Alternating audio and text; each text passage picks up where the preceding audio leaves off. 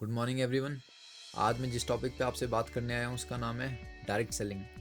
आखिर direct selling है क्या, डायरेक्ट सेलिंग हमें क्यों करनी चाहिए और डायरेक्ट सेलिंग का फ्यूचर क्या है, ये 3 पॉइंट आज मैं क्लियर करने वाला हूँ। उससे पहले मैं आपको कुछ दिखाना चाहता हूँ। जैसे कि आप अपनी स्क्रीन पे देख सकते हैं, बिजनेस टुडे की एक रिपोर्ट है। इसके मुताबिक लॉकडाउन के अंदर हमारे देश में 14 करोड़ से भी ज़्यादा लोग बेरोज़गार हो चुके हैं। तो इसका मतलब क्या है, अब हमारे देश में होगा कुछ ऐसा कि लोग बेरोज़गार हो जाएंगे और बेरोज़गारी बढ़ेगी तो डेफिनेटली इसका फ़र्क हमारे इकोनॉमी पे पड़ेगा। इससे होगा ये कि हमारी प्रति माह इनकम जो है लोगों की वो घट जाएगी और महंगाई बढ़ जाएगी। तो ऐसे में लाइफस्टाइल सस्टेन करना आम इंसान के लिए तो बहुत मुश्किल हो जाएगा। इसलिए अगर इस टाइम मैं आपको कोई करियर अपॉर्चुनिटी दे पाऊँ, किसी चीज़ के बारे में बता पाऊँ जो आपके लिए बहुत ही ज़्यादा बेनिफिशियल होने वाला है और फ्यूचर में जिसे गवर्नमेंट भी सपोर्ट कर रही है, वो है डायरेक्ट सेलिंग इंडस्ट्री। तो मैं आपको सबसे पहले बताना चाहूँगा ये डायरेक्ट सेलिंग इंडस्ट्री है क्या। डायरेक्ट सेलिंग का कॉन्सेप्ट बड़ा सिंपल है। डायरेक्ट सेलिंग एक बिजनेस है। मैं आपको ये क्लियर करना चाहता हूँ, डायरेक्ट सेलिंग एक बिजनेस का टाइप है। तो आखिर डायरेक्ट सेलिंग का कॉन्सेप्ट क्या है। सबसे पहले दो चीज़ों के बारे में मैं आपको क्लैरिफिकेशन देना चाहूँगा, एक इनडायरेक्ट सेल, एक डायरेक्ट सेल।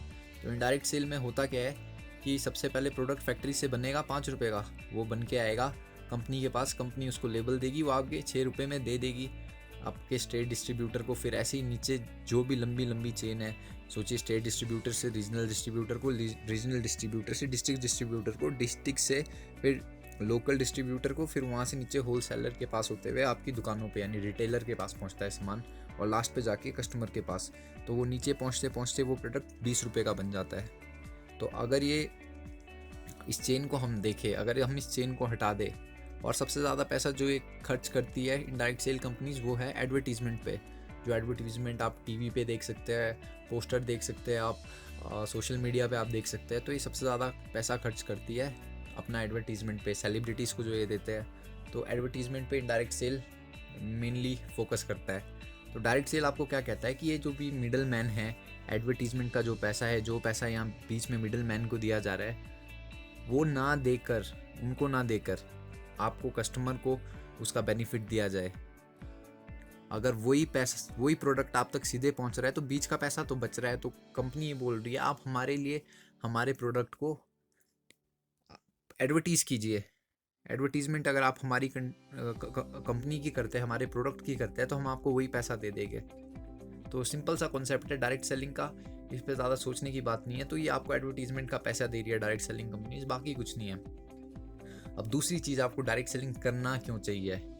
डायरेक्ट सेलिंग आपको इसलिए करना चाहिए क्योंकि डायरेक्ट सेलिंग के बहुत ही ज़्यादा बेनिफिट्स है। जैसे कोई भी आप नॉर्मल बिजनेस शुरू करते हैं तो उसको स्टार्ट करने के लिए आपको बहुत बड़ी, या अगर आप छोटा भी बिजनेस को स्टार्ट कर रहे हैं तो उसके लिए आपको इन्वेस्टमेंट लगती है। यानी अगर आपको छोटा सा, बहुत छोटा बिजनेस भी स्टार्ट करना है, सोचो आपने कोई दुकान ही खोलनी है, तो आपको कम से कम 2-3 लाख की इन्वेस्टमेंट तो चाहिए। तो मुझे नहीं लगता है कि हमारे यंगस्टर्स के पास मैक्सिमम इतना पैसा होगा कि 2-3 लाख वो इन्वेस्ट करे और फिर उस पर काम करे। तो मुझे नहीं लगता ये पॉसिबल है।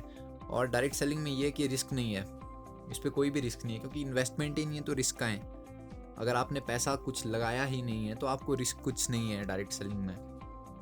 और तीसरी चीज़ ये आपको टाइम फ्रीडम देता है, यानी आप अपने मन मुताबिक काम कर सकते हैं, जब आपका मन करे तब आप काम कर सकते हैं। चौथी चीज़, आपका कोई भी बॉस नहीं है, यानी आप अपने खुद के बॉस हैं। आपको आपके एफर्ट के हिसाब से पैसा मिलेगा, आपको कोई बताने वाला नहीं है ऐसा नहीं ऐसा नहीं, आपको डांटने वाला कोई नहीं है। और पांचवी चीज़ है कि nominee facilities direct selling companies आपको देती है कि आप अगर मर भी जाए तो उसके बाद भी वो पैसा आते रहेगा। क्योंकि डायरेक्ट सेलिंग में मेन जो पैसा आता है वो आता है नेटवर्क से। अगर आपका नेटवर्क एस्टेब्लिश्ड है नीचे आपके, तो पैसा डेफिनेटली आता रहेगा। सारी दुनिया में पैसे का जो मेन सोर्स है वो है नेटवर्क।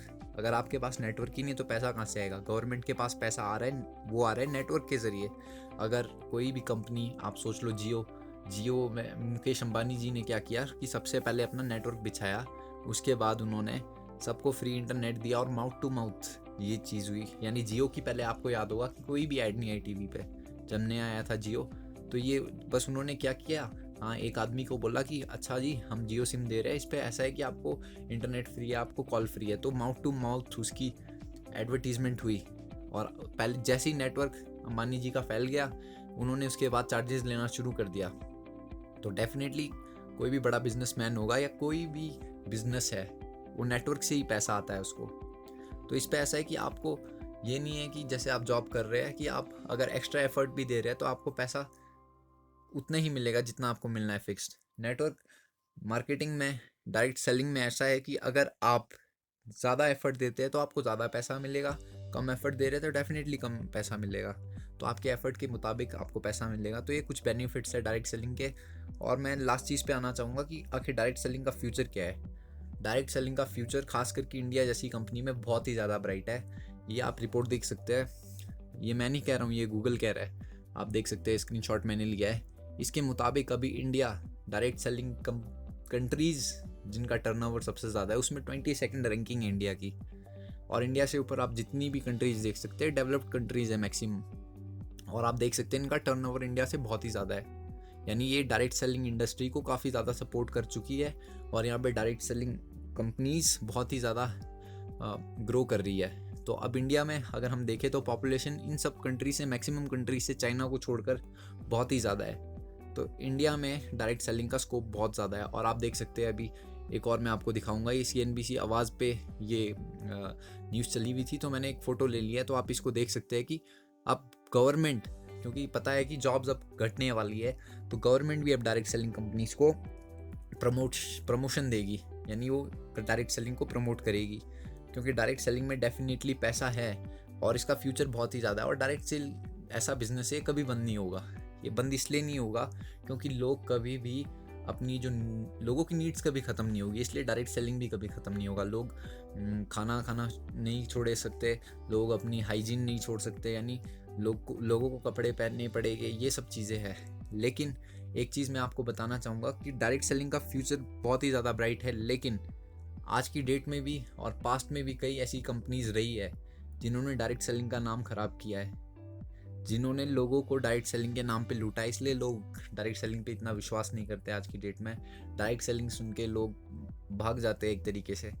लेकिन मैं आपको अगली वीडियो में ये सब बताऊंगा कि आखिर कौन सी कंपनीज ऐसी है जिन पे आपको विश्वास नहीं करना चाहिए, जिन पे आपको अपना पैसा नहीं लगाना चाहिए, और कौन सी ऐसी कंपनीज है जिनके साथ आप काम करके डेफिनेटली ग्रो कर सकते हैं। तो थैंक यू वेरी मच। आप प्लीज़ अगली वीडियो भी ज़रूर देखें। Wish you wealth.